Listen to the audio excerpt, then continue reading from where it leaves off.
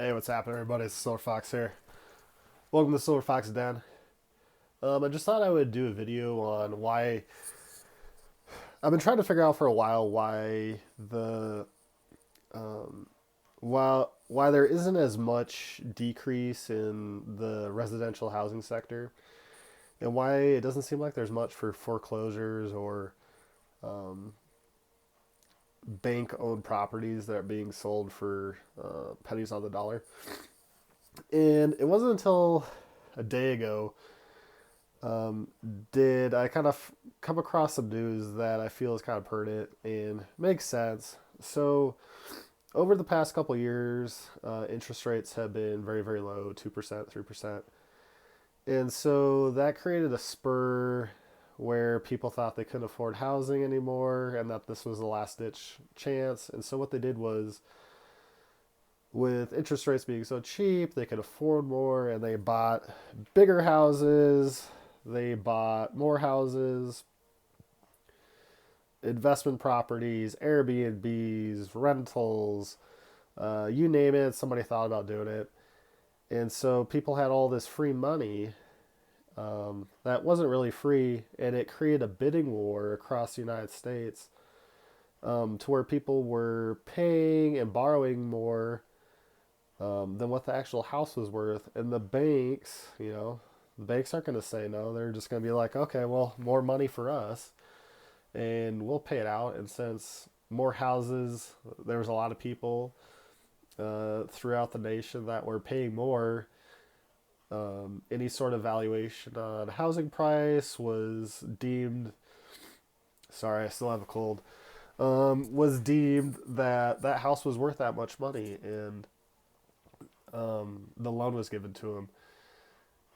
And so, the past couple years, um, people haven't been paying. This even goes before the last couple years.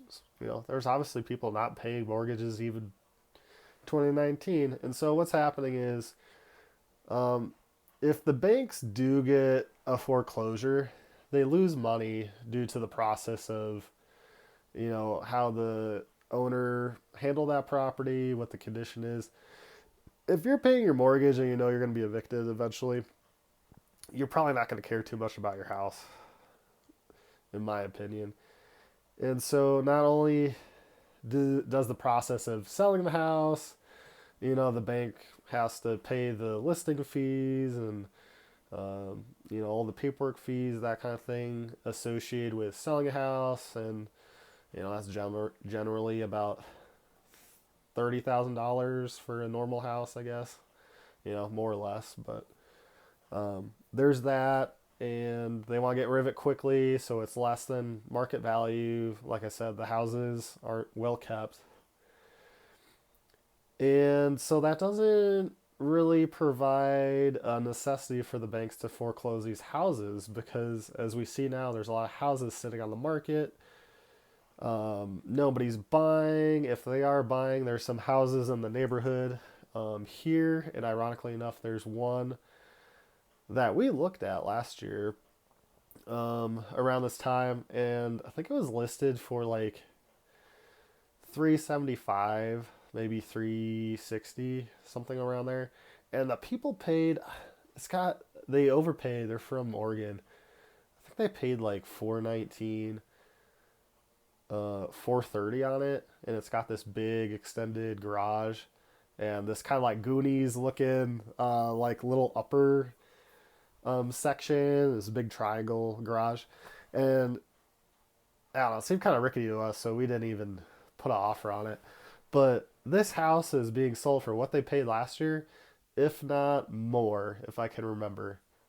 I can't see how much they overbid.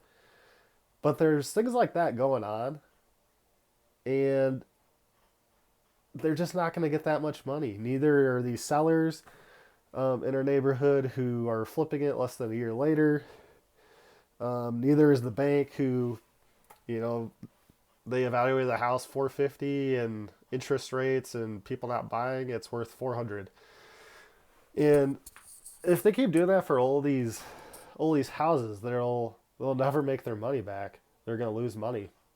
And so I've heard um, through through sources that there's people that haven't paid for 3 years that are, and the banks are still trying to make payment plans with them because it's not in their best interest.